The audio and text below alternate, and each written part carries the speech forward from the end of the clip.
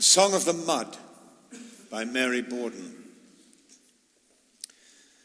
This is the song of the mud, the pale yellow glistening mud that covers the hills like satin, the grey gleaming silvery mud that is spread like enamel over the valleys, the frothing, squirting, spurting liquid mud that gurgles along the roadbeds, the thick elastic mud that is kneaded and pounded and squeezed under the hoofs of the horses, the invincible, inexhaustible mud of the war zone. This is the song of the mud, the uniform of the poilu. His coat is of mud, his great dragging, flapping coat that is too big for him and too heavy. His coat that once was blue and now is grey and still with the mud that cakes to it. This is the mud that clothes him.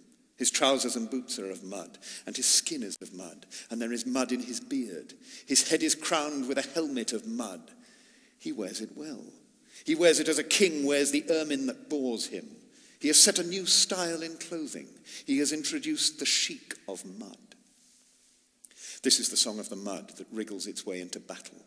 The impertinent, the intrusive, the ubiquitous, the unwelcome, the slimy, inveterate nuisance that fills the trenches, that mixes in with the food of the soldiers, that spoils the working of motors and crawls into their secret parts, that spreads itself over guns, that sucks the guns down and holds them fast in its slimy, voluminous lips, that has no respect for destruction and muzzles the bursting shells and slowly, softly, easily soaks up the fire, the noise, soaks up the energy and the courage, soaks up the power of armies, soaks up the battle, just soaks it up and thus stops it.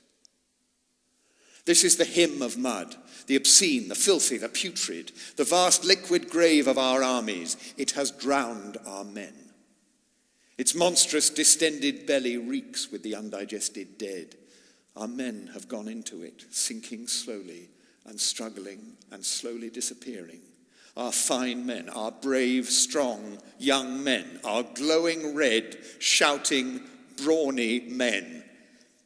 Slowly, inch by inch, they have gone down into it, into its darkness, its thickness, its silence. Slowly, irresistibly, it drew them down, sucked them down, and they were drowned in thick, bitter, heaving mud. Now it hides them. Oh, so many of them. Under its smooth, glistening surface, it is hiding them blandly. There is not a trace of them. There is no mark where they went down.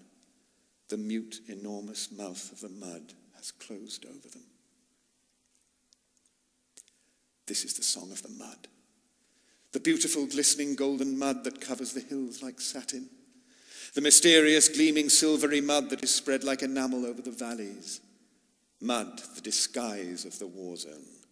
Mud, the mantle of battles. Mud, the smooth, fluid grave of our soldiers.